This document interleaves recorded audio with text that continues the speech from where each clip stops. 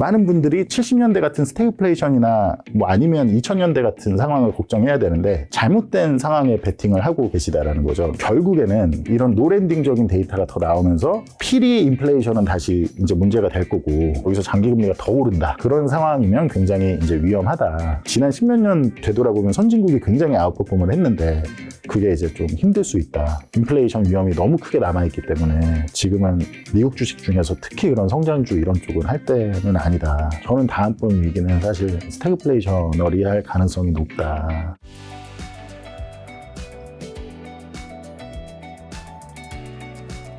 오늘 이제 준비하신 이야기가 노랜딩 이즈 하드. 대표님 이제 준비하신 강연을 좀 듣고 제가 네네. 중간중간 질문과 못다한 이야기들 여쭤보려고 하는데 오늘 어떤 이야기인가요?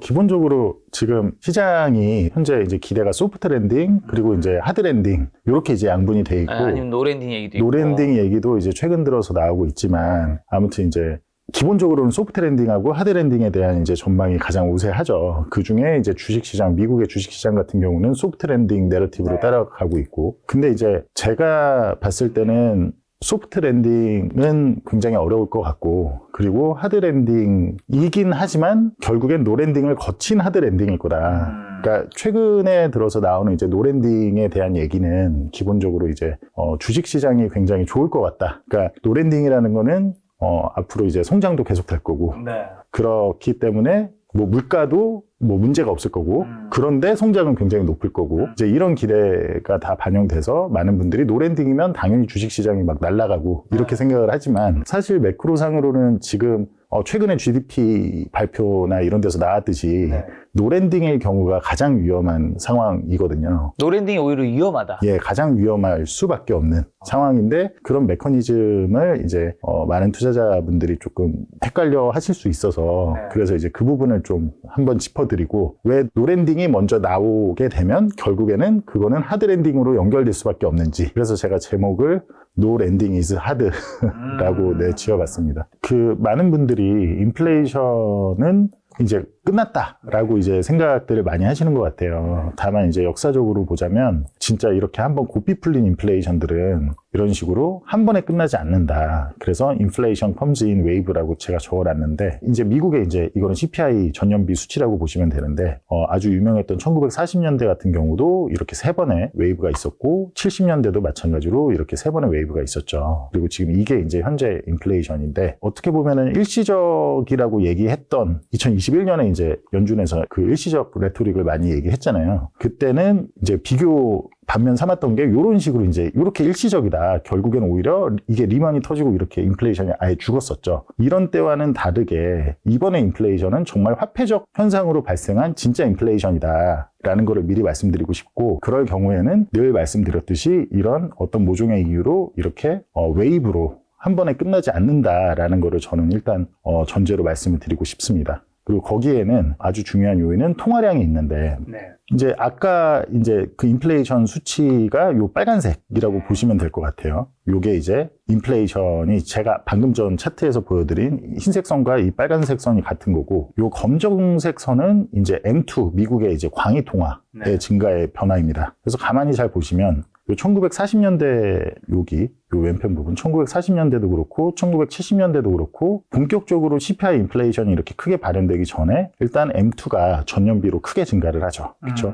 이게 M2가 전년비로 10% 이상을 넘어서 증가를 하면 이제 문제가 생기는 건데 그럼 이제 지금 이제 이번에 경우를 보시면 팬데믹 구간에 M2가 지난 100년 중에 가장 높게 늘었었죠. 전년비로. 그래서 이제 이것만 사실 제대로 봤으면 진작에 인플레이션이 이번에 문제가 될 수 있었다라는 걸 알 수 있었는데 이제 인플레이션은 그래서 항상 언제나 어디서나 화폐적 현상이다. 이게 아주 유명한 밀턴 프리드먼이 얘기한 이제 내용이니 이 부분을 꼭 많은 분들이 아셨으면 좋겠습니다. 근데 다만 지금 어떤 현상이 있냐면 최근에는 이제 인플레이션으로 인해서 연준이 긴축을 하다 보니까 많은 분들이 인플레이션을 두려워하는 게 아니고 연준을 두려워하기 시작했어요. 그게 이제 2022년 중반부터 이제 그런 현상이 나타났는데 실제로 연준의 긴축이 꽤 잘 먹혀서 여기 보시면 통화량이 전년비로 마이너스로 접어들었죠. 이게 무슨 말이냐면 물론 이렇게 급진적으로 통화량 증가했던 게 하락을 하니까 이거 그냥 디플레이션을 걱정해야 되는 거 아니야? 라고 생각을 하실 수 있지만 사실 이게 여기 0% 위에 있다라는 거는 전년비로 어쨌든 전년비로 늘고 있다라는 얘기이기 때문에 이렇게 하락한다고 해서 이게 디플레이션을 걱정할 일은 절대 아닙니다. 다만 마이너스로 나왔다라는 거는 여기 보시면 2008년, 2009년 요 때가 리먼 사태죠. 리먼 사태고 아니면 2020년 요 때가 이제 팬데믹 때인데 이럴 때도 전년비로 마이너스가 나타난 적은 없었어요. 그런데 지금 마이너스니까 우리는 엄청난 디플레이션적인 전형적인 리세션이자 혹은 뭐 공황 같은 사태가 올 거다라는 심리가 지배돼서 장기 국채를 사야 된다라는 이제 그 심리가 많았죠. 2023년 내내. 네. 그런 차원에서 이제 많은 분들이 장기 국채를 샀는데 네. 오히려 지금 상황에서 유동성으로 인한 문제에서는 유동성이 많아서 생긴 문제에서는 장기 금리가 내려가면 그건 오히려 금융 환경을 이완시켜주는 현상이 되지. 반대로 리세션이 올 거니까 장기 국채를 사세요라고 얘기를 하는 거는 2023년에 정말 많은 분들이 그런 얘기를 했지만 그거는 말 그대로 인플레이션이 아니라 연준을 무서워해라. 디플레이션이 올 거다라는 얘기거든요. 그거에 대한 근거로 이 마이너스인 거를 굉장히 사실 이게 미국이나 특히 월가 그쪽에서는 많이 차용이 됐어요. 이거를 근거로 해서 봐라. 2008년에도 그렇게 디플레이션적인 위기였는데 마이너스가 안 갔고 이렇게 마이너스가 간 건 대공황 당시 1929년 이럴 때밖에 없다라고는 얘기가 많았습니다. 그래서 이거를 혹시 김작가 TV님 보시는 구독자분들은 모를 수가 있기 때문에 제가 이거를 전제를 먼저 장황하게 설명을 드리는 건데요. 다만 이게 사실은 그 오차가 있는 게 전년비로 워낙 크게 21년, 20년에 올랐다 보니까 이거를 그냥 절대값으로 보게 되면 이렇게 됩니다. 빨간 점선으로 표시를 해놓은 게 이제 M2 광의통화의 이제 장기 추세선이라고 보시면 되고요. 이게 2000년부터 지금까지 어떻게 움직였는지. 근데 실제 M2가 이제 전년비가 아니라 절대값으로 보면 이렇게 뛰었다가 좀 줄기는 했어요. 하지만 여전히 장기 추세선 위에 많이 뛰어 있죠. 그리고 또 하나 이제 그런 월가나 그게 미국에서 많이 이런 얘기가 있었는데 거기서 또 놓치고 있는 것 중에 하나는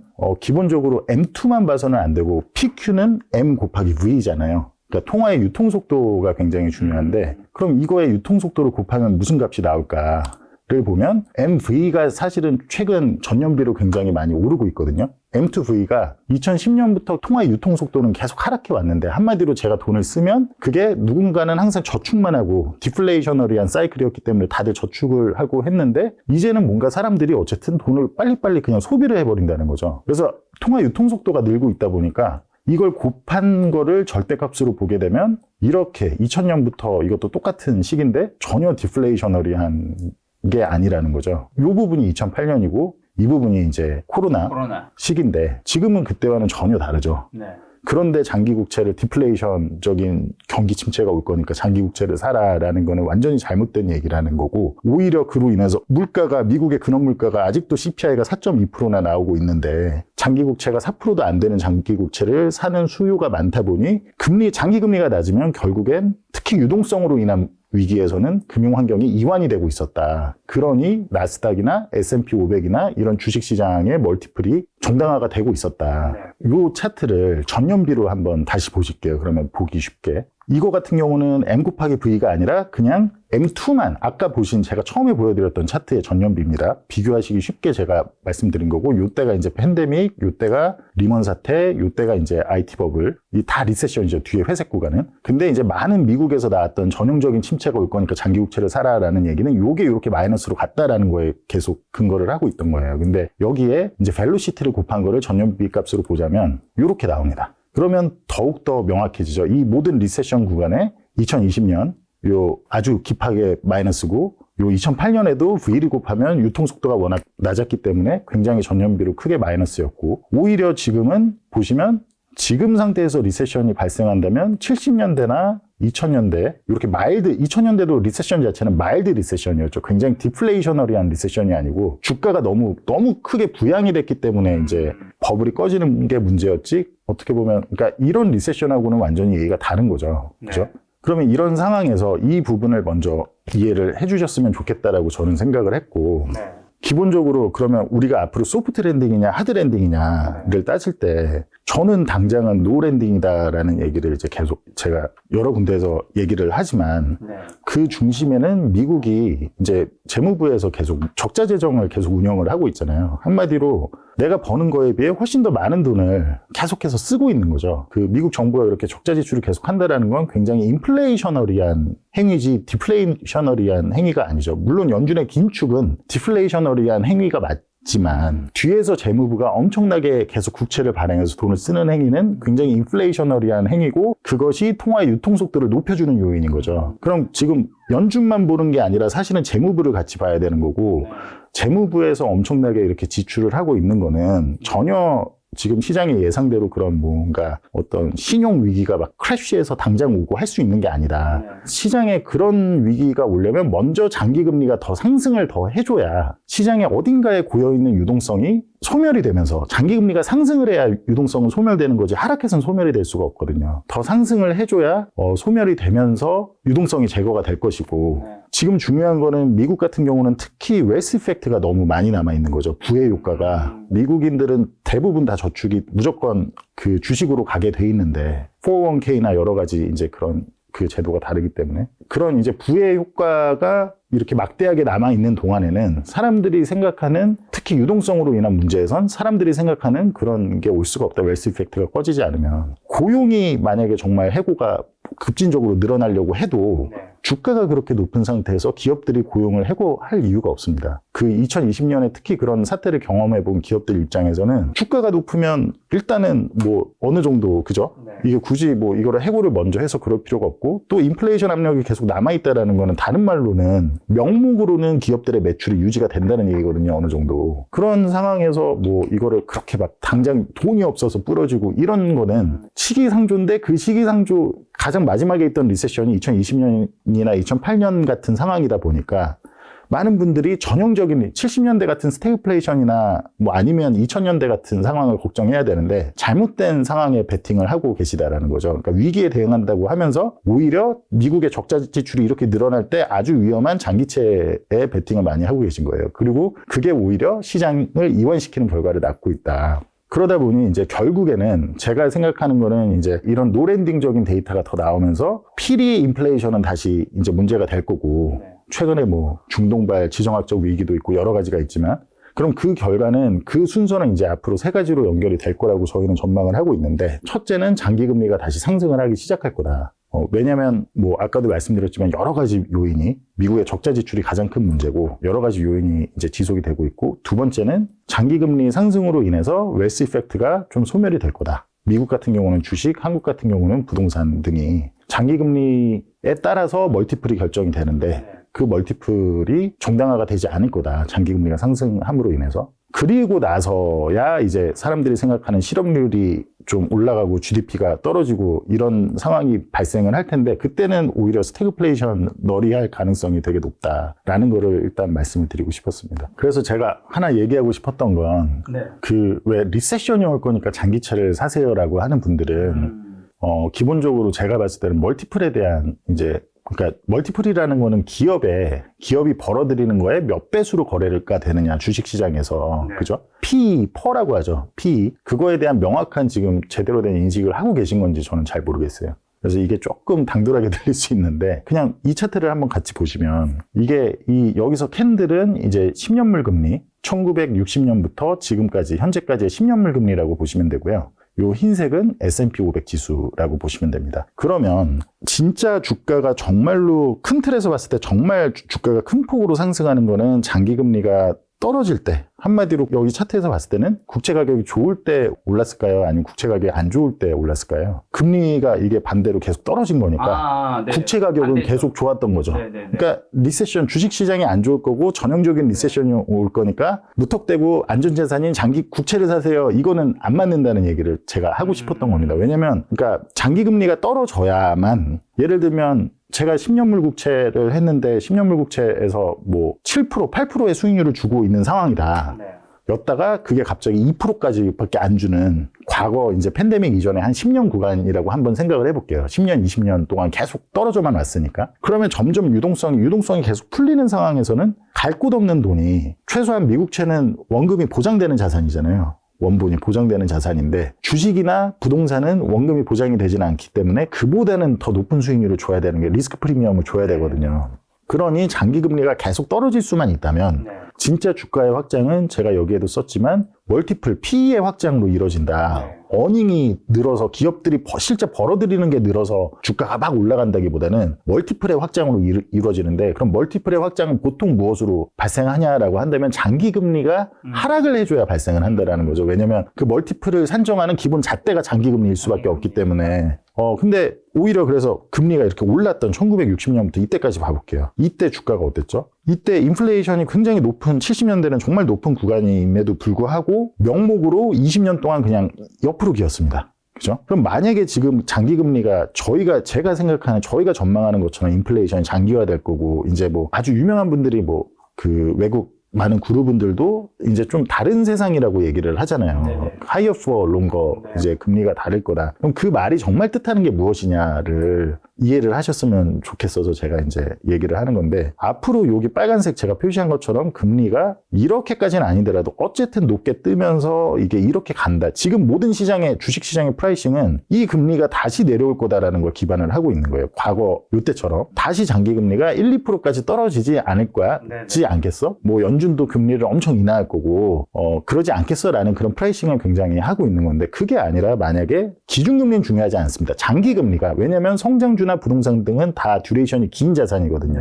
성장주도 인풋을 넣으면 결과가 나오기까지 오래 기다려야 되는 자산이고 부동산도 마찬가지죠. 듀레이션이 굉장히 길죠. 최소 10년물 금리하고 비교를 해야 되는데 이게 이렇게 떨어지지 않고 만약에 옆으로 기거나 이렇게 간다라면 저는 이제 이 정도까지는 아니어도 이런 느낌이 나올 수가 있다. 앞으로 좀 더 나올 거다라고 하는 건데 그때 과연 지금의 주가가 지금의 멀티플이 정당화가 될 수 있냐. 지난 40년간은 다른 흐름이다라는 말씀을 드리려고 하는 거고요. 지금 시장은 어쨌든 지금의 금리조차도 반영하지 않고 금리가 다시 크게 내려갈 거야, 장기금리가. 그래서 멀티플을 부양시켜 줄 거야 라는 기대를 하고 있는 건데 그게 아니고 어떤 분들은 이렇게 해석을 하더라고요. 이 금리가 높아진 거에 비해 오히려 정말 일부 기업들, 더 높은 성장을 할 수 있는 기업들로 찾는 장세다. 23년 같은 경우에는 그런 장세였다. 그리고 앞으로도 그럴 거다라고 보시는 분들이 계시던데 그래서 정말 M7 기업들의 그런 성장이 정말로 작년에 그러면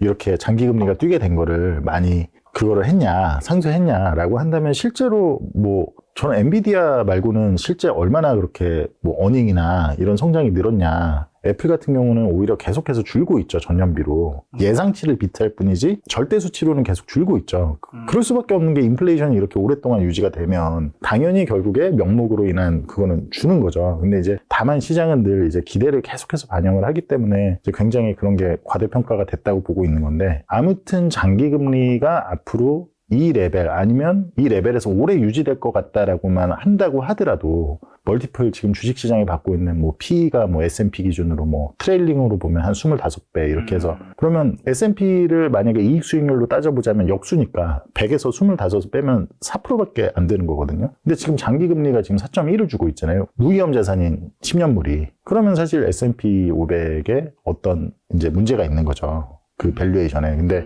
하물며 여기서 장기금리가 더 오른다. 저희는 더 오를 수밖에 없을 걸로 보고 있기 때문에 이따가 말씀드리겠지만 그런 상황이면 굉장히 이제 위험하다. 그런 측면은 좀 아셨으면 좋겠다라고 제가 말씀을 드리고 싶습니다. 그래서 요 차트를 보시면 실제 장기금리가 얼마나 중요한지 그래서 왜 주식시장이 안 좋을 거니까 국채를 사라. 특히 단기 쪽이면 괜찮지만 장기 국채를 사라라고 하시는 분들의 주장이 위험한 건지를 제가 이제 극단적으로 보여드리려고 하는데 이게 이제 작년 8월 초부터 한마디로 7월 말부터 현재까지의 이제 차트인데요. 캔들 같은 경우는 미국의 S&P 500이고 흰색은 미국의 30년 금리입니다. 그러면 금리가 오르면 장기금리가 이렇게 오르면 한마디로 장기국채 가격이 빠질 때 주식시장도 같이 빠지죠. 반대로 장기금리가 다시 내리기 시작하면 그러니까 금리와 가격은 반대니까 다시 장기국채 가격이 오르면 이렇게 주식시장이 크게 반등했죠. 근데 이게 딱 공교롭게 어떤 때냐면 미국이 재무부가 이제 QRA 제가 요거는 제가 이따가 좀 자세히 설명드리겠습니다. 근데 QRA라고 여기 제가 써놨네요. Quarterly Refunding Announcement라고 분기별 자금 조달 계획을 발표를 하는데 사실은 그게 아주 오늘 촬영한 게 제가 언제 나갈지 모르겠으나 오늘 당장 아주 중요한 이제 그러니까 2분기께 오늘 발표가 됩니다. 그러니까 한국 시간으로는 이제 내일 새벽 5시에 발표가 되고 정말 더 중요한 그 QRA 연장선으로 T박이라고 해서 이제 실제 그런 국채를 어떤 만기, 어떤 듀레이션을 위주로 발행을 할 거냐가 수요일에 발표가, 수요일이 그래서 아주 FOMC까지 겹쳐 있어서 굉장히 큰 대의가 될 텐데 사실은 이번에는 FOMC보다 이게 훨씬 중요합니다. 재무부가. 이거에 따라서 어떻게 장기물을 얘네가 어떻게 발행하느냐에 따라서 장기 금리가 움직이고 장기 금리에 따라서 주가가 움직이기 때문에 이때는 사실 재무부는 빚을 질 때 국채를 발행한다라는 거는 제가 돈을 좀 더 빌리고 싶어요. 빚을 지겠어요. 라는 거잖아요. 그래서 저희 국채를, 그러니까 돈을 빌려주세요. 저희 국채를 사서 이런 얘기잖아요. 근데 그 재무부 같은 경우는 장기물 쪽에 대한 그 공급을 한마디로 빌스, 아주 단기채로만 많이 발행해서 국채를 발행을 해오려고 노력을 해왔습니다. 2022년부터. 왜냐면 연준 쪽에서 강하게 긴축을 해야 되니까 이쪽은 알고 있는 거죠. 재무부나 연준은 장기금리가 크게 올라가면 아주 큰 위험이 올 수 있다는 걸 알고 있는 거죠. 그러니 장기물 공급을 굉장히 줄여서 해왔습니다. 다만 그게 한계가 있겠죠. 만약에 빌스나 그 재무부 재정증권이라고 하거든요. 아주 만기가 짧은 국채만 발행해서 연명을 한다면 그거 계속 롤오버를 시켜야 되고 그러다가 어느 순간 그 시장에서 만세, 난 더 돈을 못 빌려주겠어 라고 레포 시장에서 발작이 일어나는 경우가 있거든요. 그게 실제로 발작이 났었고요. 얼마 전에. 그래서 저는 이번에 아주 강하게 이 7월 당시처럼 요때 이제 재무부에서 장기물 공급을 늘렸더니 장기물 금리가, 왜냐면 갑자기 발행이 많아지니까 장기물을 지금 연준이 QE를 하고 있는 상태도 아니잖아요. 돈 찍어서 자기네가 셀프로 매입해주는 상태도 아니잖아요. 그러니 수요에 비해 공급이 너무 많아지니까 장기금리가 이렇게 튄 거죠. 여기 이제 그렇게 장기물을 늘리겠다고 딱 발표하자마자 쭉 튀면서 장기금리가 뛰니까 제가 아까 말씀드린 대로 주식시장의 멀티플은 무조건 장기금리가 잣대다. 기준금리가 아닙니다. 그래서 많은 분들이 23년에 기준금리가 이렇게 올랐는데 왜 주식시장이 빠질 거야 하는데 전혀 안 빠졌잖아요. 그래서 제가 이따가 차트 보여드릴 건데 23년에는 기준금리가 이렇게 오를 때 오히려 장기금리가 하락했습니다. 왜냐면 제가 아까 말씀드린 대로 전형적인 리세션이 올 거야. 장기국채 사야 돼 이런 분들이 굉장히 많았잖아요. 실제 개인분들이 굉장히 많이 샀었고 오히려 핵심은 지금 장기금리가 오를 때 반대일 때 시장이 무너지는 건데 근데 제가 오늘 출연 날짜도 그렇고 아주 중요하다고 보는 게 어쨌든 이번 수요일에 발표되는 T박 그 분기별 거기서 이렇게 돼서 시장에 발작이 나니까 이때 다음번 QRA 때 바로 또 장기물을 발행은 안 했어요. 안 하고 빌수로만 연명하겠다. 다만 다음 분기 때는 우리가 이제 곧 장기물 늘려야 된다.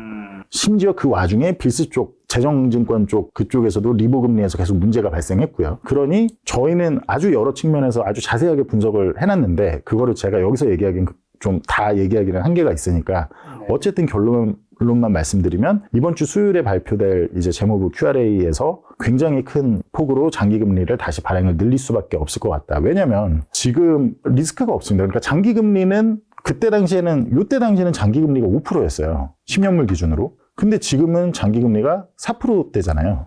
그죠? 거기다가 주식시장은 장기금리 떨어지니까 어떻게 됐죠? 굉장히 또 올타임 하이를 찍고 있고 이 정도면 연준이나 재무부, 특히 재무부 입장에서는 이럴 때 이걸 기회로 삼아서 오히려 장기 국채를 많이 발행하는 게 그렇지 않으면 지금 단기 쪽에서 이미 리보 금리가 막 갑자기 급등하는 사태가 이제 종종 발생하고 어쨌든 지금 RRP라고 역레포 그쪽에 지금 자금이 거의 다 고갈되고 있는 와중이거든요. 그래서 한 번 더 또 빌스로 연명한다라고 했을 때 RRP가 거의 고갈이 되면 진짜로 그때는 그 단기 쪽에서 먼저 문제가 생길 수, 이게 유한하게 계속 단기로 해서 할 수 있는 게 아니거든요.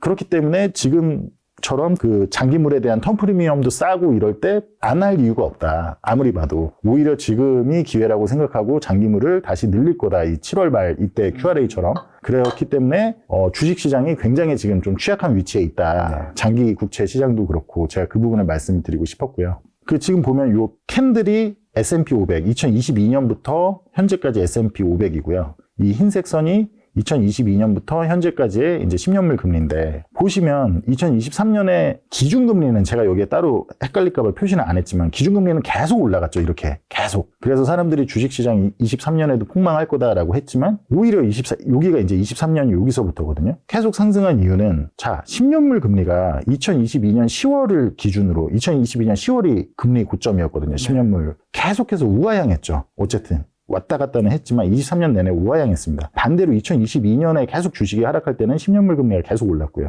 그죠? 이렇게 우하향을 했을 때는 주식시장이 올랐고, 반대로 여기가 이제 제가 아까 표시한 7월 말에 있었던 QRA, 요때는 주식시장이 언제 하락했냐, 이때도 마찬가지로 10년물 금리가 다시 이렇게 오르기 시작할 때 주식시장이 크게 하락했죠. 그 반대로 이제 10월 말에 제가 아까 보여드렸던 이제 우편 부분이 이제 여기 파란색인데, 여기 파란색. 그래서 10월 말 QRA 때 제니 옐런이 다시 이제 좀 겁먹고 장기물을 확 줄였거든요. 이게 지금 흰색이 예. 몇 년 물인 거죠? 10년 금리입니다. 10년 장기 금리인 건가요? 네네네. 아, 그거랑 지금 주가랑 완전히 거의. 장기 금리가, 제가 이 얘기를 아주 몇 년 전부터 계속 앞으로는 장기 금리가 전체 근데 이게 전부 다. 이제 지금 2022년부터 데이터잖아요. 네네네. 딱 2년치가 일치하는 수 있잖아요. 네네. 지난 역사에서도 일치하나요? 아주 긴 시간 동안, 그러니까 2008년부터 복귀를 해보시면 왜 계속 경제는 힘들다. 기업들은 뭐 사내 유보금이 사상 최대치 된다라고 하면서 맞아요. 늘 그래봤잖아요. 맞아요. 그런데 왜 주가는 계속 올랐을까? 그래서 생각해보시면 그때 장기금리가 계속 낮아져 왔습니다. 왜 낮아졌냐? 물론 뭐 디플레이션이니까, 사이클이니까 장기금리가 낮아지기도 했지만, 그러면 디플레이션이라는 건 결국에 주식시장이나 자산시장의 가격도 디플레이션이 돼야 되는 건데, 왜 반대로 가격은 올랐냐라고 한다면, 장기금리를 인위적으로 연준이 양적 완화를 계속 해왔잖아요. 2009년 이후부터. 그래서 장기금리가 더 낮아질 수 없는 지점에서도 더 낮아지게끔 돈을 계속 찍어서 그 돈을 가지고 계속 사준 거죠, 장기채를. 그러니 장기금리가 계속 낮아지잖아요. 네. 그러면 양적 완화로 인해서 풀린 돈들이 갈 곳이 없는 유동성이 어딘가를 찾아서 최소한 파킹을 해놔야 되는데, 그럼 어디에 파킹을 할 거냐라고 했을 때 그나마 장기금리보다는 좀 더 높은 수준을 주는 주식시장이나 부동산으로 가는 거죠. 초과 유동성이. 그런 상황이니 결국에는 모든 건 장기금리에 따라 애초에 결정이 돼 있었고, 아까 제가 이걸 더 긴 화면으로 하면은 완전히 연관성이 드러나고요. 제가 아까 요 장기 차트를 보면서 이렇게 보셔도 1980년부터 실제 주가가 정말 상승하는 거는 제가 계속 말씀드리지만 장기금리가 이렇게 떨어져서 이 40년 아주 황금기죠. 이 황금기는 다만 끝났다라고 제가 말씀을 드리는 거고, 이 황금기 결국에 주가는 무조건 멀티플의 산물이 가장 멀티플이 중요한데, 버는 거에 몇 배수로 거래가 되냐, 시장이 어떻게 인식을 해주냐, 그럼 그거를 결정하는 거는 장기금리가 낮고 현재 그 미래에 대한 돈의 가치가 없고 인플레이션이 없을 때는, 그럴 때는 100만 원만 버는 기업이어도 꿈을 가지고 팔아서 이거를 막 1조로 평가해서 지금 당장 돈을 안 벌어도 그런 현상도 발생하고 하는 거죠. 그렇죠. 다들 아시겠죠? 2020년에 뭐 그럴 때. 그때가 2020년이 장기금리가 여기 있을 때잖아요. 이제. 근데 반대로 이제 인플레이션이라는 건 분명히 미래에 대한 이제 그 돈의 가치를 현재로 이제 할인해서 땡겨왔을 때 그게 이제 금리 때문에 비싸진다라는 얘기잖아요. 결국에 현재 돈의 값이 비싸지는 얘기거든요. 그럴 때는 멀티플이라는 거는 기본적으로 밸류에이션을 할 때 장기금리가 4%다. 장기금리가 1%였다가 지금 4%가 넘어섰는데, 그 말은 그 미래에 대한 돈의 값을 현재로 할인했을 때 그게 4배 이상 비싸졌다는 얘기죠. 아주 잘 이해가 됩니다. 어쨌든 이해되시나요? 네네. 기준금리가 아닌 장기금리가 주식시장과 굉장히 밀접한 관련이 있고 한데, 근데 지금 뭔가 좀 앞으로 안 좋아질 것 같다고 얘기하신 것 같기도 하고요. 그렇죠. 왜냐면 지금 생각해보시면 QE를 연준이 과거 10몇 년처럼 할 수 있는, 오히려 QT를 하고 있죠. 지금 뭐 QT를 축소하겠다 얘기는 하지만 QT를 오히려 하고 있고, QE는 인플레이션 때문에 지금 정치적인 그 얘기를 아무도 못 꺼내죠. 둘째는 미국이 버는 거에 비해 지출이 너무 많습니다. 근데 그거는 사실 정치적인 메커니즘으로 바뀌어야 되는 거고, 우리가 이제 더 이상 우리나라 재정이 위태로우니 돈을 그만 쓰자, 누군가 나서서, 그리고 세금도 확 올리자, 이런 시도가 있어야 되는데 그 어떤 정치인도 얘기를 하지 않죠. 왜냐면 인기가 없는 공약이니까 어느 정치인도 뭐 돈을 그만 써야 된다, 뭐 복지를 줄여야 된다, 뭐 이런 거는 하지도 않고, 트럼프나 바이든이나 제가 봤을 때는 누가 되든 이거는 더 확장될 수밖에 없는 국면이다. 그럼 그런 환경에서 연준이 스스로 돈을 찍어서 빌려 돈을 QE를 해주는, 이제 장기 국채를 매입해주는 게 QE잖아요. 그거를 이제 못하는 상황이다라고 하는데, 많은 구루들, 해외 여러 유명한 구루들이 얘기하듯이 장기 금리는 앞으로 금리는 좀 한동안 높을 거야라는 말이 사실이라면, 그러면 그렇게 미국의 재정 적자 지출이 이렇게 너무 심각하고 이런 상황에서 민간에서 받아줘야 된다는 얘기거든요. 뭐 어떤 나라의 다른 나라의 중앙은행이 됐든 헤지펀드가 됐든 네. 뭐 자산운용사가 됐든 연기금이 됐든 보험사가 됐든 근데 어디서 정말로 그에 대한 수요가 그렇게 많이 있을 거냐. 미국에 제가 말씀드렸지만 이번 주 월요일부터 수요일이 굉장히 중요한 29일에서 31일에 중요한 이제 지표들이 발표되는데 지금 미국이 재정으로 이제 계속 돈을 써야 되는 그 규모나 이게 늘어나는 거를 감안했을 때 굉장히 지금 사실 이 장기금리가 이 모든 밸류에이션의 핵심이 되는 이렇기 때문에 한국의 부동산도 계속 오를 수 있었던 거거든요. 그러니까 이게 근데 장기금리가 굉장히 위험할 수 있다. 첫째. 아주 당장에. 그리고 이 부분을 제가 최대한 짧게 좀 쉽게 설명을 해보자면 왜 부동산이 그거 하냐. 예를 들면 10억짜리 아파트가 월세를 연으로 환산했을 때 수익률이 한 3, 4% 정도 나온다고 쳐볼게요. 사실 코로나 때는 거의 뭐 아파트든 뭐 심지어 저런 오피스 빌딩이든 다 수익률이 한 3%도 안 나오는 경우도 많았죠. 네. 가격 대비. 그만큼 가격이 부풀어 있었던 거죠. 실제 기업이나 부동산이 벌어들이는 어닝에 비해 멀티플이 P/퍼가 굉장히 높아져 있던 거죠. 부동산도 마찬가지로. 근데 이제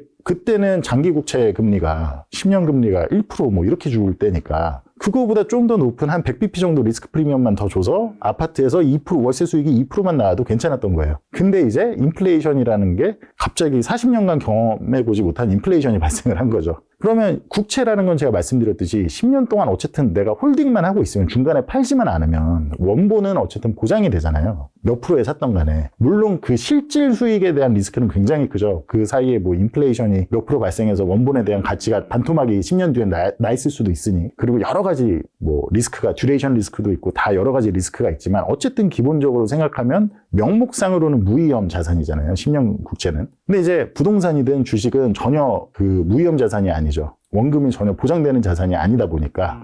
그죠? 왜냐면 실제로 불과 10몇 년, 한 2000년대, 뭐 2007년 전까지만 해도 부동산에선 최소한 7% 정도의 월세 수익은 나오는 게 당연한 거였습니다. 아주 당연한 거였고, 2020년처럼 정말 뭐 부동산 월세 수익을 환산했을 때, 수익률로 환산했을 때 2%, 3%밖에 안 나와도 막 사람들이 사겠다고 줄 서고 이런 현상은 생각도 할 수 없는 일이었거든요. 그게 다 기본적으로 연준의 양적 완화와 이제 그런 장기금리를 계속 낮게 조작해온 것과 이제 이게 연결이 되는데 그게 이제는 더 이상 할 수 없는 시점이 왔다라는 거예요. 다만 아직까지는 시장이 그거에 대해서 굉장히 많이 헷갈려하고 있다. 다시 장기금리가 지난 요 구간 요때처럼 한 1%에서 2% 이렇게 사이로 떨어질 거야 라는 어떤 그런 기대가 분명히 다 프라이싱이 돼 있다라는 건데 그거는 아니라는 점을 제가 이제 설명을 드리고 있는 거다라고 보시면 될 것 같습니다. 그래서 이제 아까 제가 기준금리가 계속 높아져 왔지만 실제로 장기금리가 이렇게 파란색이 장기금리가 떨어지는 구간을 표시를 한 거거든요. 떨어질 때 그리고 올랐을 때는 어떻게 됐는지를 제가 계속 보여드린 거고 근데 우려스러운 거는 지금 재무부에서 QRA, 지금은 완전히 연준이 아니라 사실은 재무부가 이끌고 있는 시장이라고 보셔도 무방한데 이번 QRA하고 티박 이제 발표에서는 필히 장기부를 많이 늘릴 거다.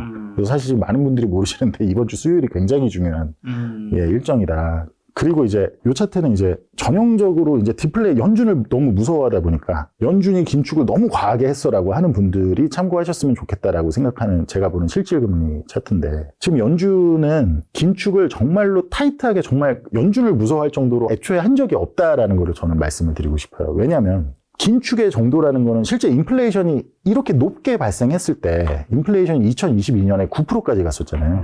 그러면 인플레이션 대비로 금리를 얼마나 인상을 했는지를 봐야지 아무리 지난 10몇 년간 0%였다라고 해서 그게 뭐 5%까지 왔으니까 엄청난 긴축이야가 아니라는 얘기죠. 그러니까 결국에는 실질금리로 봐야 되는데 그렇죠. 그러면 제가 근원 CPI로 지금 근원 CPI가 지금 4.2% 정도잖아요. 아직도 연준의 목표의 2배를 넘는 수준인데 2%니까요. 네, 심지어 최근에 다시 반등하고 있고 근원 CPI가 그러면 10년 명목금리에서 10년 국채금리에서 제가 아까 말씀드렸듯이 모든 자산 가격은 10년 금리, 그러니까 장기물 금리에 연동돼서 움직이기 때문에 10년 금리에서 근원 CPI를 빼게 되면 지금 현재 정말로 굉장히 우리가 긴축적인 영역에 있느냐를 한번 볼게요. 그러면 여기가 이제 1970년부터 현재까지인데 이 빨간색 구간 말고는 다 QE 양적 완화가 없던 구간입니다. 그죠? 그때 실질금리가 어떻죠?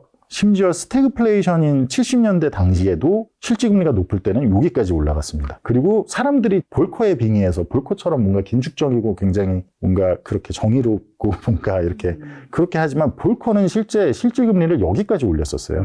플러스 실질금리가 정말로 이렇게 매력적인 수준까지 올라와 줘야 사람들은 인플레이션을 감안해도 실질금리가 이렇게 올라왔네라고 해야 지출을 줄이고 지출을 하지 않고 저축으로 돌아서겠죠. 근데 반대로 현재는 굉장히 많이 과거에 비해서는 많이 올라온 것 같지만 이 구간 유일한 QE 양적 완화가 있었던 구간 2009년에서 2021년 이 구간의 상단에 아직도 머물러 있는 거예요. 그러니까 QE는커녕 QT를 하고 있잖아요. 그런 구간에서 지금 오히려 연준을 무서워하고 오히려 디플레이션을 걱정하고 그러니까 뭔가 어떤 현금성 자산 뭐 달러가 킹이고 막 이렇게 생각하는 그런 위기와는 다른 위기라는 말씀을 드리고 싶다는 거죠. 제가 하는 얘기는. 그래서 분명히 인플레이션은 이런 거를 다 감안했을 때 거기다 미국 정부의 끝없는 이제 적자 지출이나 이런 걸 감안했을 때 아까 처음에 보여드린 그 인플레이션 차트처럼 웨이브로 올 거다라고 보는 게 이제 저희 시각이라고 말씀드리면 될 것 같습니다. 그래서 왜 지금 GDP나 이런 게 최근에 발표된 것도 그렇게 높게 나왔냐, 실질 GDP가. 제가 아까 초반에 M 곱하기 V 차트를 보여드렸잖아요. 그 전년비 차트로 다시 보여드리자면 요거잖아요, 전년비로. 전혀 디플레이션 하지 않고 디플레이셔너리 하지 않고 위에 있잖아요. 이게 사실 M 곱하기 V는 인플레이션을 보기 위한 프라이스에 대한 중요한 척도기도 하지만 M 곱하기 V는 명목 GDP나 마찬가지입니다. 그러니까 명목 GDP를 해서 보시면 똑같이 나와요. 명목 GDP로 검색해서 보셔도.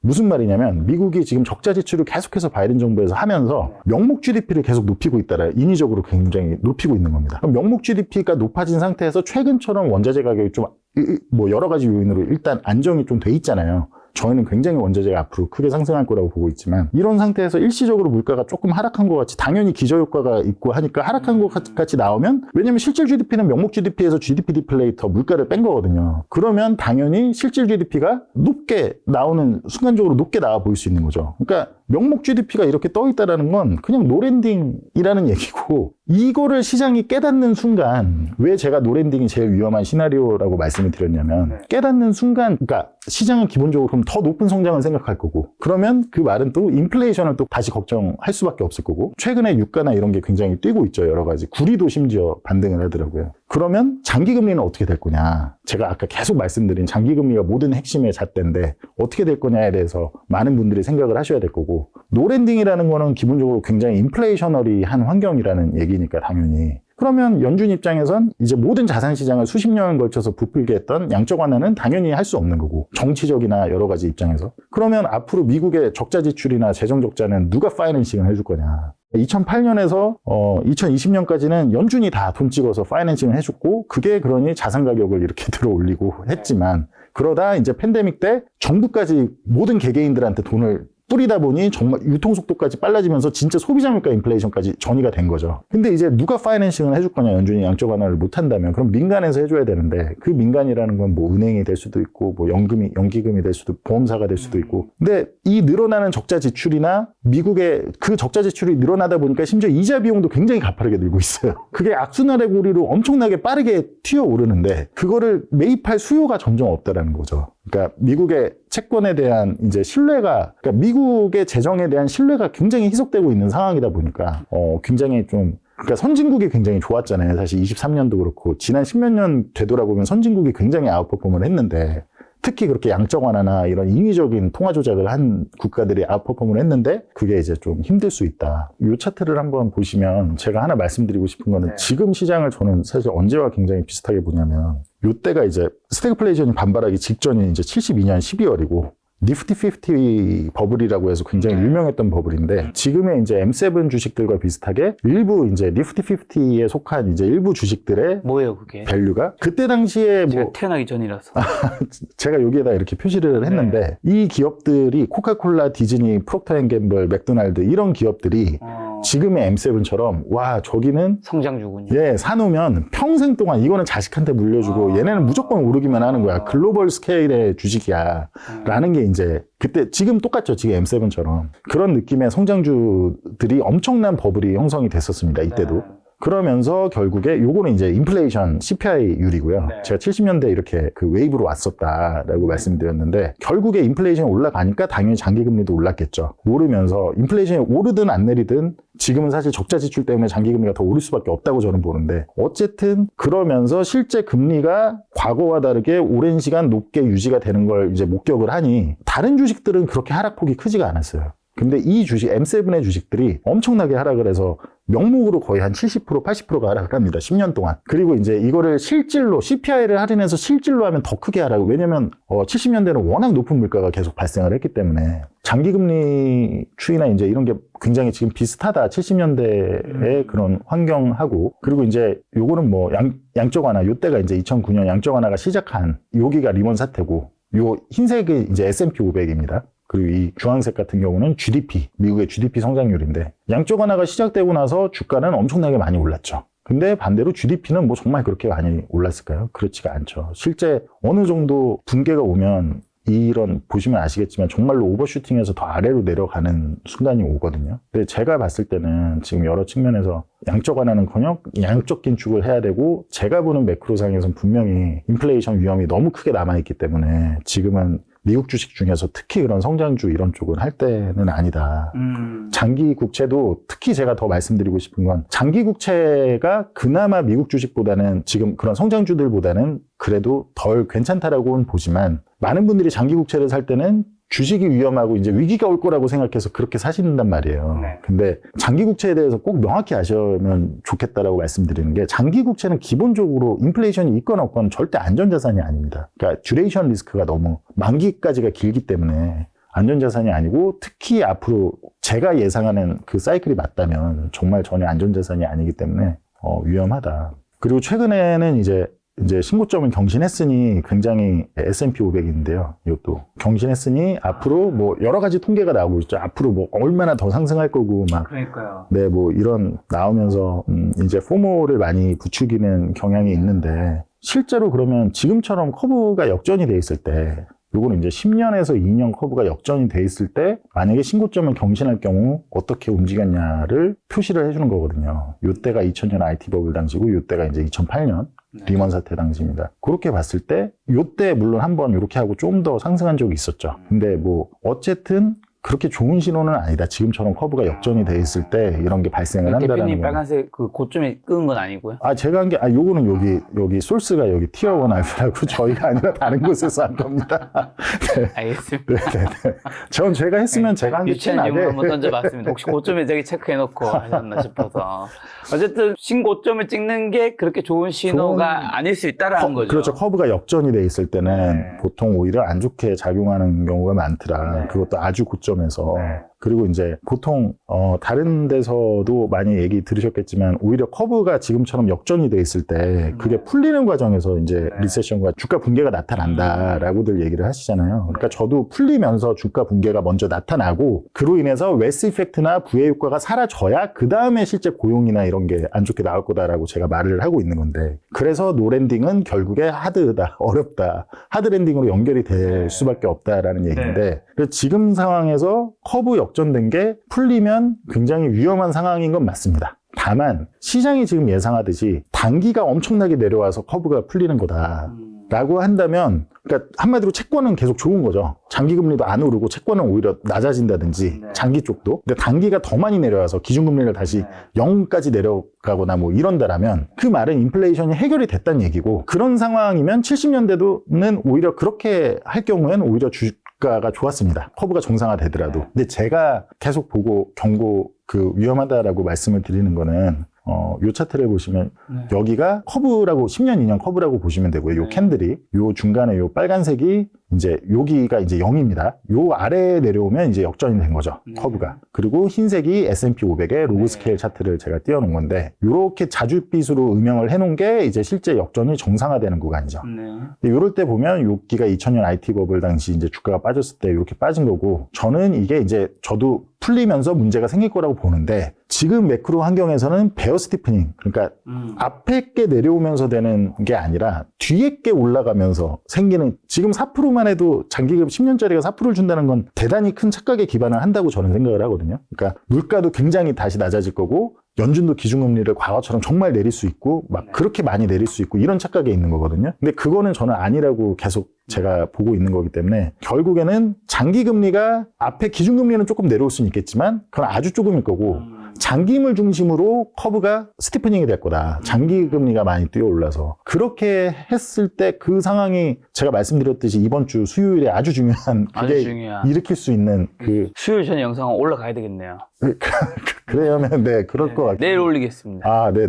그렇기 때문에 지금 굉장히 사실은 중요한 지점이다. 공교롭게 그런 지점에 저희가 이제 작가님하고 촬영을 할 수 있게 됐다. 그래서 작년 7월에서 10월보다 좀 더한 구간이 발생할 수 있다라고. 주식시장이 더 떨어질 수 있다. 그런 의미인 건가요? 예, 많이 떨어질 수 있다. 그러니까 장기금리가 튀어오르. 작년 7월, 10월 제가 아까 보여드렸잖아요. QRA 이후에. 여기 보시면은 주식시장이 이때 막 하락했고 QRA 제가 이번 주 수요일에 있는다는 게 7월 말에 있었거든요. 작년에. 있고 장기금리가 막 오르면서 시장이 하락하고 근데 이때 제니 옐런이 한 발 빼고 일단은 수습을 하죠. 이제 장기물을 발행하지 않겠다. 재정증권 빌스로 연명하겠다. 근데 제가 다시 말씀드리지만 그거는 이번에는 진짜 힘들다. 그럼 장기금리를 다시 발현을 할 거고 이거보다 근데 작년 7월에 그래서 거의 4,100 아래까지 내려갔던 게 지금 4,900 가까이 갔죠. 그러니까 어쨌든 굉장히 큰 변동성이 나타날 수 있고 거기에 이제 많은 분들이 간과를 하고 있지만 지금 중동 이슈나 여러 가지 인플레이션이 다시 오를 수밖에 없는 계속 미국의 적자 지출은 계속되고 있고 그런 게 많이 겹쳐진다면 특히 멀티플이 고평가된 일부 성장주나 이런 것들은 굉장히 위험할 수 있다라고 말씀을 드리겠습니다. 이걸 보시면 23년하고 지금까지 내내 주가의 상승을 일으킨 건 결국에 이 금리가 많이 하락할 거야 라는 모든 지금 이 정도로 지금 시장에 지난 10년 넘게보다 지금 더 이게 높은 거죠. 이런 그 시장 참여자들의 그런 희망이. 근데 이거에 지금 기반을 하고 장기금리가 다시 떨어질 거야 라는 걸 굉장히 많이 이제 기대를 하고 있는데 이거는 최근에 이제 홍해 사태 있고 나서 실제 물류가 어떻게 급하게 상승하고 있냐라고 봤을 때 제뉴얼이 이때가 굉장히 물가 오르기 직전에 이제 많이 뛰었을 때잖아요. 그거와 마찬가지로 굉장히 물가가 크게 뛰고 있다. 그러니까 현실과 굉장히 다른 희망을 시장은 계속 선반영하고 있다. 그럼 이런 상황에서 연준이 금리를 내려봐야 얼마나 내릴 수 있을 것이며 그리고 인플레이션이 이게 진짜로 일시적인 게 아니었구나라고 사람들이 지금 말은 일시적인 게 지나간 것 같지만 트랜지토리가 지나간 것 같지만 실제로 많은 시장 참여자들이 프라이싱하고 있는 거를 보면 아직도 여전히 뭔가 일시적이다라는 그런 희망을 하고 있는 거죠. 그것과 다르게 가장 유의해야 될 거는 이제 장기금리에 higher for longer가 올 거다. 장기금리에. 그게 이제 정말 위험한 상황이다. 그래서 제가 이제 말씀드린 것처럼 어쨌든 장기금리의 상승이 결국에 미국은 주식시장, 한국으로 치면 좀 부동산 시장이 좀 어느 정도 내려오게 해서 웨스 이펙트를 좀 제거할 걸로 보여지고 근데 그 와중에 이제 중동발 어떤 지정학적 리스크가 더 지속이 되든지 또 진짜로 미국 정부나 연준이 제일 돈을 많이 풀거나 쓸 때가 언제인지 아시나요? 경기 침체나 위기가 그렇죠. 침체 때가 오히려 제일 많이 쓰거든요. 근데 이미 지금은 침체가 오기 전에 계속 이렇게 쓰고 있으니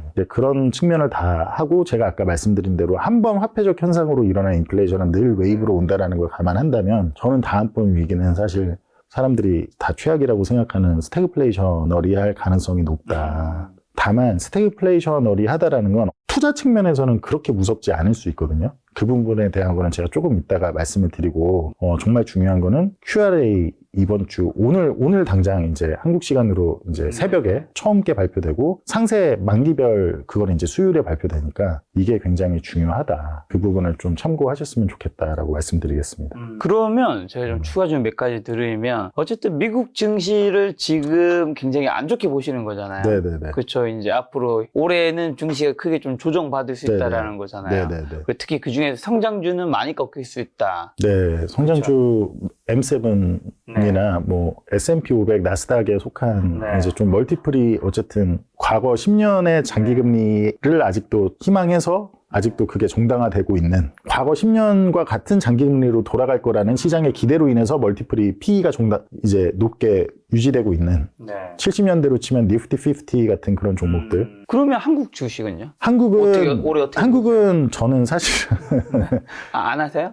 저희 회사가 투자 이렇게 고객 자산 하는 거에는 한국이 아주 조금 들어가 있긴 한데요, 현재. 다만 그래도 저는 이제 중국 이것도 얘기하면 많은 분들이 싫어하실 수 있는데 항생 쪽에 있는 상장된 이제 홍콩에 상장된 일부 중국 기술주들은 지금 가치주보다도 더한 가치주 영역으로 내려왔다라고 보고, 그러니까 너무 매수하기 좋은 상황이라고 보고, 한국도 비싸지는 않다. 다만 이제 미국이 그렇게 좀 크게 꺾이면 어떻게 꺾일 때 어떻게 될지는 좀 지켜봐야겠으나, 다만 23년에 미국이 그렇게 계속 올라갈 때 예를 들면 한국이나 중국은 달랐잖아요. 그런 측면을 생각하고 또 미국에 대한 신뢰, 재정에 대한 신뢰가 없어진다는 건 결국 달러에 대한 신뢰가 좀 없어진다는 얘기일 수 있거든요. 그러니까 많은 분들이 미국에서 위기가 오면 달러가 무조건 강해진다. 미국에서 발생한 위기임에도 그렇게 많이 생각하시는데 70년대 같은 경우는 오히려 달러가 계속 약해졌습니다. 주가가 엄청나게 폭락하는 와중에도. 그럴 때는 어쨌든 인플레이션에 대한 해칭을 위해서 다른 통화나 이제 다른 자산을 좀 옮겨갈 수도 있는 거이기 때문에 그 부분까지 당장 타이밍이 어떻게 될지 모르겠으나 장기적인 관점에선 저는 그래도 한국 주식이 낫다라고 봅니다. 자, 그러면 미국 주식은 그러면 이제 언제부터 좀 사도 괜찮은 거예요? 지금 이제 조정이 온다라는 건데. 네네. 그러면 당장은 지금은 조정이 오니까 안 사는 게 좋은 거겠죠? 아니면 이 와중에도 사야 될 주식은 주식 찾는 것보다는 안 사는 게 나은 거잖아요. 근데 이제 미국 주식 중에도 일부 예를 들어 에너지 주식이나 인플레이션에 대한 해칭이 가능한 그런 주식들은 저는 괜찮다고 보고요. 지금 사기에 밸류에이션이 싸다. 혹시 아시나요?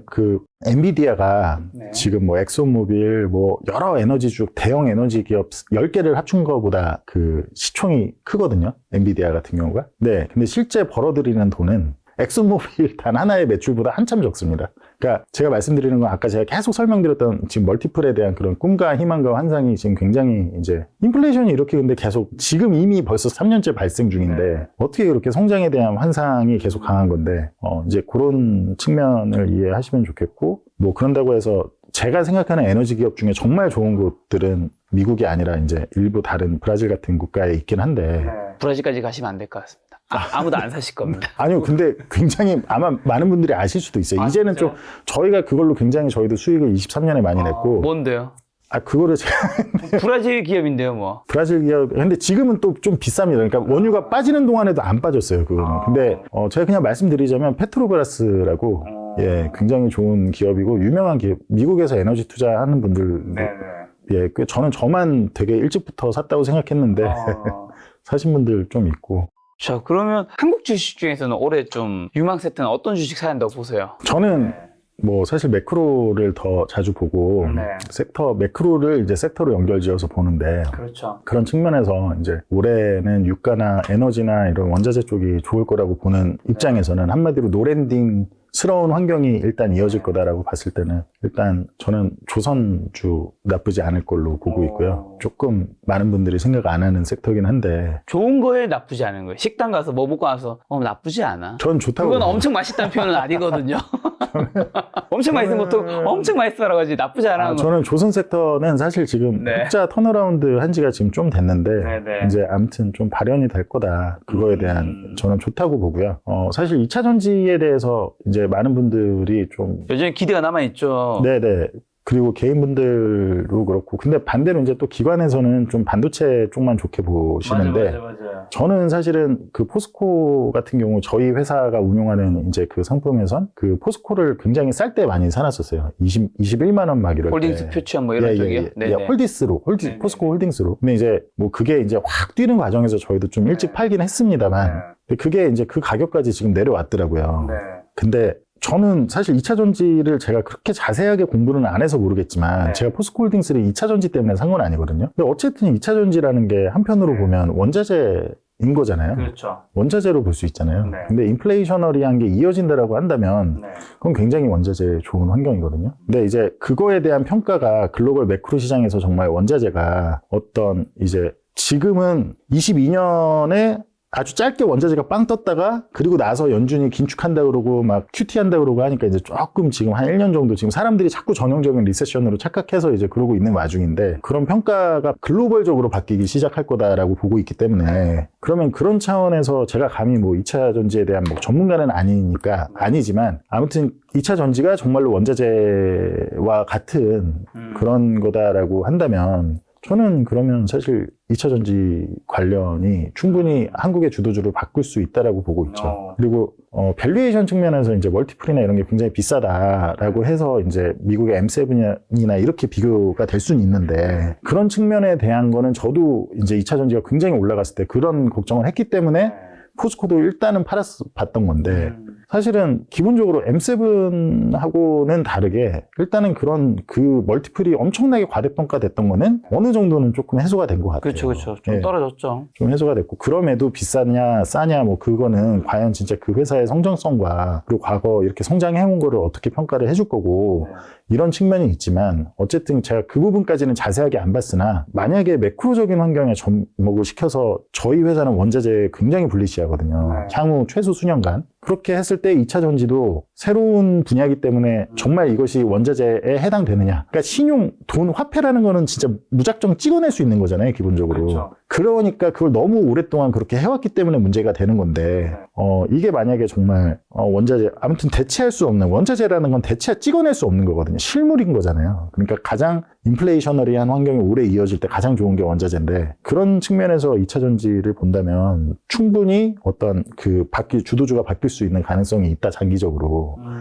삼성전자 같이 반도체라는 거는 캐펙스가 계속 들어가 줘야 되는 거거든요. 그러면 투자 유치가 계속 들어가 줘야 되는데 제가 아까 말씀드렸듯이 인플레이션이 오래 이어진다라는 건 그러니까 미래의 현금 흐름을 현재 가치로 땡겼을 때 현재 그 돈의 비용이 높아진다라는 거거든요. 그럼 돈의 값이 그렇게 비쌀 때 인플레이션이 오래 이어지는 환경에서 캐펙스를 계속 해야 된다. 이거는 사실은 그렇게 쉽지 않은 일일 수 있거든요. 기업 입장에서. 심지어 인플레이션이 오래 된다라는 거는 기본적으로 그 기업들이 감내할 수 있는 어떤 그 코스트나 여러 가지 측면이 굉장히 불리하게 돌아가는 와중에 캐펙스를 안 하면 후퇴하게 되는 산업인 거잖아요. 삼성 반도체는. 그래서 여의도에서 굉장히 이제 반도체 쪽을 많이 밀고 있는 건 저도 아는데, 저는 그러니까 좀 바뀔 수 있다.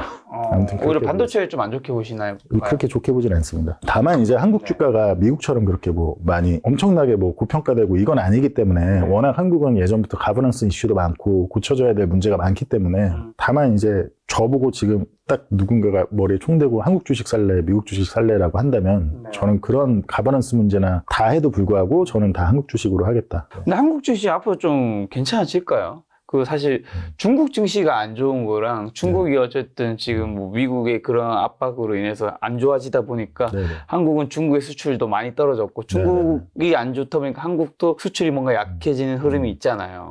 앞으로도 중국이 뭐 그렇게 잘 될 것 같다라는 거는 다들 부정적 의견이 많잖아요. 거의 중국은 거의 너무 심하죠, 부정적인 게. 근데 예를 들면 2009년에 미국 주식 S&P 500에 누가 만약에 미국에 투자해야 된다라고 한다면 아마 다 지금보다 더 심했을 겁니다. 지금과 같은 분위기였을 거다. 그러니까 투자라는 건 보통 피가 낭자할 때 투자를 해야 되는데 2009년에 이제 리먼 사태 지나가고 미국 증시 주식은 2000년 그러니까 7년 넘게 거의 한 10년 가까이 미국 주식은 선진국은 정말 완전히 망했었습니다. 근데 2000년의 고점은커녕 아주 2000년 그러니까 한 10년 전 수준보다도 못했었고 그렇게 늘 주기에 따라서 특히 그게 이제 달러를 보면 좀 알 수 있는데 주기에 따라서 이게 바뀌거든요. 기본적으로 늘 정말 투자해야 될 때는 모든 사람들이 다 이제 분위기가 안 좋죠. 근데 예를 들어 제가 그냥 예시로 하나 말씀드리고 싶은 거는 뭐 항생에 그 상장된 이제 알리바바나 일부 이제 그런 기술주들을 봤을 때 지금 뭐 매출이나 매출 총이익이나 이런 거는 과거 20년 전에 비해 거의 한 뭐 20배, 뭐 10몇 배 이렇게 는 상태인데 주가가 그때와 같은 수준이에요. 그러니까 예를 들면 기업의 돈은 너무 많고 너무 잘 버는데 여러 가지 이제 뭐 물론 다 뭐 이런 리스크도 있고 저런 리스크 뭐 시진핑이 어쩌고 뭐 다 하지만 기본적으로 가치 투자라는 거는 단지 너무 1년 막 이렇게 보시지 마시고 정말 싸다. 라고 했을 때 중국의 인플레이션이 정말 심해지고 장기금리가 튄다라고 해도 전혀 문제가 없을 수준으로 지금 멀티플이 내려와 있거든요. 그리고 오히려 인플레이션이 이제 유가나 이런 게 계속 최근에 상승하고 인플레이션의 조짐이 다시 보이는데 중국은 디플레이션을 걱정하기 때문에 인플레이션이 오면 오히려 좋아지는 국가죠. 그죠? 그러면 오히려 미국하고 정말로 다이버전스가 아예 될 수도 있는 상황인데 그런 측면에서 저희는 이제 중국은 굉장히 깊게 많이 했고 여러 이제 측면에서 봤을 때 중국은 굉장히 싸다 생각하고 한국도 진짜 한국에서 유일한 성장 섹터가 뭐냐라고 한다면 제가 아까 말씀드린 그 2차 전지가 정말 원자재라는 거에 그러니까 제가 그 부분은 정말 아직까지는 솔직히 말하면 딥하게 안 봐서 확실히 모르겠으나 어쨌든 제가 봤을 때 원자재 같다라는 그게 선서히 조금 제가 설득이 되고 있거든요. 그런다라고 봤을 땐 저는 2차 전지 섹터가 전혀 나쁘지는 않다고 봅니다. 아까 전에 국제 정세에서 잠깐 얘기해 주셨는데 중동에서 전쟁 관련된 코멘트 해주셨는데 방사는요 그러면 K 방산이 점차 좀 좋아지고 있지 않나요? 방사는 저도 네 좋게 보고 있는 섹터 중에 하나고 사실 뭐 한국이 뭐 제가 그러니까 섹터를 정말 제가 관심 있는 섹터가 아니면 막 이렇게 들여보진 않는데 그 중에 한번 조금 제가 관심을 갖고 봐야겠다 하는 게 방산이다. 근데 어찌 보면은 앞으로 계속 이제 국제 정세나 이런 쪽으로 봤을 때 결국에 이제 국방비 지출은 계속 늘어날 수밖에 없는 추세이기 때문에 좋을 거다라고 보고 있습니다. 지금 매크로 보시니까 그러면 올해가 또 선거의 해잖아요. 네네. 바이든 트럼프 당선에 따라 국제 관계는 오른 주식도 굉장히 많이 달라지겠죠? 그런 게 굉장히 물론 나뉘겠지만 중요한 거는 트럼프가 저는 될 가능성이 더 많다고 보이거든요. 요즘 다들 그렇게 얘기하시더라고요. 예, 여러 가지로 봤을 때 그렇게 보이는데 그중에 근데 감옥수 가실 수도 있어서. 근데 그거는 아마 네 아무튼 근데 이제 트럼프 같은 경우는 저는 오히려 사실 트럼프가 되면 더 문제가 심해질 거다. 미국의 적자 지출이나 인플레이션, 선진국발 인플레이션이 더 심해질 거고 아무튼 어떤 쪽이 되든 대통령으로 인해서 큰 추세가 바뀌기는 어렵다고 봅니다. 결국에 지금 미국이 당면한 가장 큰 위험은 적자 재정과 그에 따른 이제 신뢰 상실이거든요. 지금은 그냥 쉽게 말하면 멀티플이 고평가됐다라는 거는 장기 금리도 있고 장기 금리가 핵심이긴 하지만 결국에는 이제 어떤 나라에 대한 어떤 환상이 그렇게 높다, 신뢰가 높다라는 그런 뜻이거든요. 여러 측면에서 한국이 아직 모자르고 거버넌스나 여러 가지 문제가 개선돼야 될 건 맞지만 제가 아무튼 말씀드리고 싶은 거는 너무 세세한 게 아니고 큰 매크로 틀에서 봤을 때 진짜 미국은 좀 이렇게 얘기하면 되게 또 많은 악플과 미국을 그렇게 하실 수 있지만 어쨌든 투자 측면에서 투자라는 건 쌀 때 사서 비싸게 팔아야 되는 거잖아요. 그렇죠. 예. 그런 측면에서 봤을 때 지금 당면한 매크로 상황을 놓고 보면 굉장히 좀 위험해 보인다. 근데 사실 미국 증시가 잘 되는 것 중 하나가 이제 AI 이제 변화가 있는 거잖아요. 네네네. 그래서 지금 마이크로소프트도 시총이 1위 되고 했던 네네. 건데 대표님은 이제 그 AI 트렌드는 계속되더라도 그 M7의 주가는 꺾인다라는 건가요? 아니면 AI도 지금 너무 많이 치고 올랐기 때문에 이것도 조금 꺾일 수 있다. 앞으로 가긴 가겠지만 네. 그런 의미를 받아들여야 되나요? 저는 이제 성장에 대한 그거야말로 이제 모든 희망이 들어갔다. 그러니까 AI가 당장 우리 삶을 굉장히 효율적으로 바꿔주고 이제 분명히 기술적으로 굉장히 큰 발전을 하고 하는 거는 맞지만 기본적으로 그 AI를 돌리기 위한 비용이 어떻게 되느냐 예를 들면 뭐 챗GPT나 이런 것들이 그 하나 할 때 뭐 얼마씩 든다고 하잖아요. 실제 AI 그거를 하기 위해서. 그래서 이제 어떤 산업에 그렇게 버블이 굉장히 끼면 실제로 자본이라는 건 굉장히 효율적으로 집행이 돼야 경제가 성장을 하는 거거든요. 근데 예를 들면 2020년에 그렇게 무한 양적 완화와 이제 미국이 정부까지 합세해서 돈을 뿌렸을 때 그 수많은 자본이 어디로 집행이 됐냐. 정말 인플레이션이 해결되려면 말씀하신 대로 성장이 엄청 나거나 생산성이 엄청 효율적으로 돼야 되거든요. 근데 그런 돈들이 다 뭐 비트코인 뭐 아니면 어떤 지금 실제 말씀하신 그 AI나 이런 분야가 정말로 되기 위해선 그거를 생성하기 위한 비용 자체가 그렇게 커서는 안 되는 거거든요. 그게 워낙에 크고 아직 너무 초기 단계인 거죠. 그러니까 투자로 집행하기에는 제가 봤을 때는 아직 너무 지금은 위험하고 한참을 기다렸다 해도 오히려 한참을 기다리면 훨씬 더 좋은 기회가 있을 거다라고 보여지는 거고 그런 측면이 있습니다. 환율은 좀 어떻게 보시나요? 환율은 원달러 정말 제일 어려운데요. 달러는 기본적으로 제가 아까 쭉 오늘 말씀드린 내용에 의하면 사실상은 안전자산은 아니지만 사람들이 안전자산으로 인식을 하고 있는 경향이 있기 때문에 기대하고 있잖아요. 그렇게 다들 뭔가 위기 생기면 무조건 달러로 가야 되고 이런 거기 때문에 단기적으로는 좀 더 강해질 수도 있다라고 봅니다. 다만 이제 어느 시점이 되면 인플레이션이 어느 정도 떠 있음에도 불구하고 연준이 다시 QE를 하거나 해야 되는 상황까지 갈 거라고 저희는 보거든요. 그러면 이제 그 측면이 되면 정말로 그때는 이제 미국의 통화와 그런 쪽에 대한 이제 신뢰가 많이 깨지겠죠. 결국에는 이제 그런 상황까지 간다라고 충분히 그게 근데 굉장히 좀 많이 가까워졌다라고 보기 때문에 제가 이런 말씀을 드리는 거니까 그런 측면에서 봤을 때 장기적으로는 저는 달러가 많이 약해질 거라고 보고 있습니다. 아까 전에 한국 증시에서는 조선과 방산 정도를 좀 좋게 보신다 얘기하셨는데 2차 전지도 저는 2차 전지까지 지금 가격이 어쨌든 좀 그래도 많이 내려왔더라고요. 제가 좀 더 2차 전지를 잘 알았으면 투자를 했을 만큼. 그럼 2024년에 한국 수출은 좀 그런 부분에서 투자 포인트 같은 것도 좀 있을까요? 수출이 좀 그래도 예전보다 좋아지긴 했죠. 제가 아까 말씀드렸듯이 이제 명목이 계속 상승 GDP가 미국 같은 경우는 어쨌든 미국의 적자 지출을 계속 쓰면서 상승 이렇게 떠 있는 상태이기 때문에 그 말은 어쨌든 소비는 어느 정도 유지가 될 가능성이 높다. 네. 그 자산 가격이 빠지기 전까지는 자산 가격이 비싸면 예를 들면 집값 제가 뭐 누군가가 레버리지를 연끌을 해서 2020년에 샀던 뭐 18년에 샀던 집이 지금 한 3배, 4배가 돼 있다. 네. 라고 한다면 어쨌든 물가가 오른다고 해도 사람들은 당장 소비를 줄이기보다는 그걸 담보로라도 대출을 받아서 소비를 계속 이어가거든요. 네. 그럼 그런 측면에서 어느 정도 소비는 명목으로 이어질 가능성이 높다라고 보고 그 인플레이셔너리한 환경이 지속이 된다면 실제 주가나 이런 건 꺾이더라도 어느 정도의 수출은 유지가 될 가능성이 높다고 보고 있습니다. 그러면 올해는 이제 뭐 주식 얘기 많이 해주셨는데 은행 예금도 있고 채권도 있고 금도 네. 있고 달러도 있고 네. 코인도 있고 네네. 뭐 주식도 있고 이 여러 가지 자산 중에서 네네네. 어떤 것들을 좀 늘려가야 한다고 보세요? 저는 사실 코인은 뭐 제가 가급적 얘기를 안 하는데 네. 코인에 대한 어떤 신뢰는 전혀 없고요. 네. 코인은 기본적으로 내재 가치가 있다고 생각하지 않는 사람이고 네.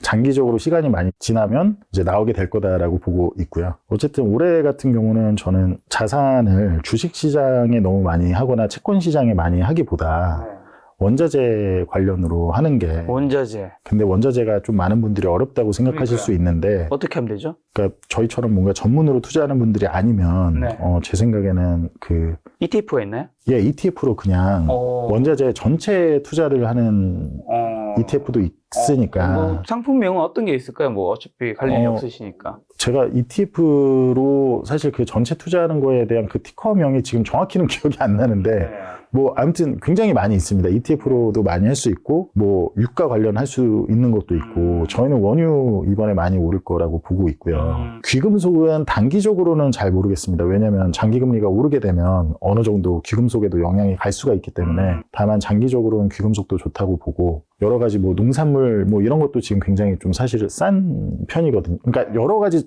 원자재 전반이 참고로 포스코홀딩스가 제가 나쁘지 않다라고 지금 현재도 말씀드리는 이유 중에 하나가 리튬 가격이 지금 굉장히 많이 거의 다 떨어졌다 제가 봤을 때는 저는 환율, 금리 뭐 다 보고, 그러니까 개별 섹터는 정말로 관심 가는 거를 깊게 파는데, 근데 이제 리튬이 지금 가격이 굉장히 거의 제가 봤을 땐 바닥에 다 왔다라고 봐서, 그래서 포스코홀딩스 같은 거는 좋을 수 있다. 리튬 가격이 다시 이제 오르게 되면 이제 2차 관련 주식들도 주가가 좀 오를 확률이 높으니까. 그렇겠죠. 그리고 신용이 아니고, 지금 모든 문제는 신용으로 인해서 생기는 거거든요. 신용이 아니고, 신용은 어떻게 보면 허상이잖아요.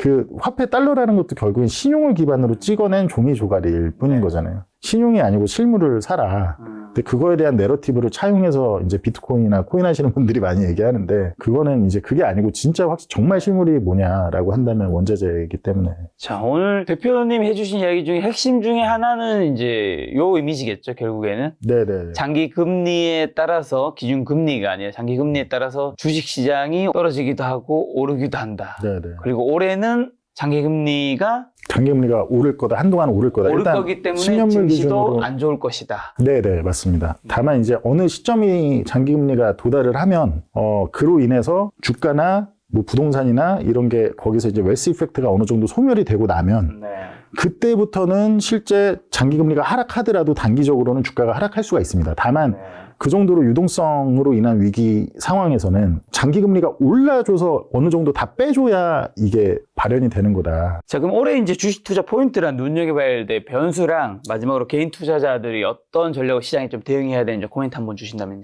저는 올해 사실 많은 분들이 이제 글로벌 시장을 보실 때 연준에 굉장히 집중을 하는데 지금 사실 연준은 약간 손발이 묶인 상태고요. 정치적인 메커니즘 때문에. 연준보다 당분간은 재무부를 많이 주시를 하셔야 된다. 그래서 정말 그 장기 국채를 어떻게 발행하냐. 부채가 결국 자산이잖아요. 부채는 자산과 동일한데 어쨌든 그런 만기가 긴 쪽의 부채를 얼마나 발행을 하느냐 제가 아까 계속 말했던 부분 좀 주의하시는 게 제일 중요할 것 같고 둘째는 아직도 이제 인플레이션이 다 끝났다라고 이제 그렇게 특히 주식시장 불장을 외치시는 분들 중에 이제 그런 분들이 많은데 미국 같은 경우는 어쨌든 미국이나 유럽 같은 경우는 인플레이션이 가장 중요한 이슈다. 그리고 그에 따라서 그들의 대응이 어떻게 될 것이냐 만약에 인플레이션이 다시 오르기 시작하는데 어떤 핑계를 대더라도 연준이나 뭐 이런 쪽에서 뭔가 그다지 긴축적이지 않은 뉘앙스를 풍긴다. 그런 상황이 올 수 있거든요. 그런 상황에선 정말 신흥국이 좋을 거다. 그러니까 아무튼 인플레이션을 잘 관찰하셔라. 뭐 어떻게 보면 너무 같은 얘기라 구닥다리일 수 있지만 아직 지금 시장의 핵심은 전혀 변하지 않았기 때문에 그 부분을 많이 주의하셨으면 좋겠고, 신흥국 어쨌든 투자는 올해 당장 뭐 코스피가 어떻게 될 거다 이것까지는 저도 신흥국, 특히 한국은 조금 애매한 측면이 있긴 한데, 투자는 어쨌든 쌀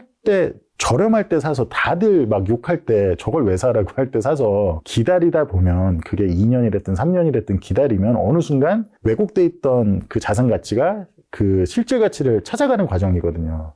그런 측면에서 봤을 때 사실 뭐 가버넌스나 여러 가지 문제가 있고 한 거 제가 다 알겠으나, 그래도 좀 한국 주식은 아직은 저렴한 느낌이 있다. 그리고 그렇게 이제 미국처럼 특히 그렇게 뭔가 어떤 M7 같은 그런 쪽들이 많이 안 있기 때문에 저는 뭐 한국 주식 나쁘지 않다고 보고 있고, 조금씩 이렇게 매수하시기에, 특히 뭐 제가 중국 얘기하면 또 더 욕이 많을지 모르겠으나 항생 같은 경우는 정말 많이 싸다. 그래서 좀 잘 생각하시고 원자재도 많이 편입하시고 하시면 좋을 것 같습니다. 저 오늘 굉장히 많은 얘기 해주셨는데, 많은 전문가분들이 나오셔서 이제 과거의 데이터를 바탕으로 현재 인사이트에 대해서 이제 미래를 예측을 하시잖아요. 네네네. 뭐 어떤 거는 맞고 어떤 건 틀리고 할 네네네. 건데, 오늘 해주신 말씀 중에서 이것만은 진짜 맞을 것이다, 이것만은 나의 의견을 좀 잘 적용했으면 좋겠다, 한 가지 정도 있다면 이거는 진짜 거의 틀릴 확률이 없다. 유가가 많이 오를 것 같습니다. 예, 유가가 시장 예상보다 많이 올라서 아마 올해 안에, 분명히 올해가 아니라 몇 개월 안에 100불대 볼 수 있을 가능성이,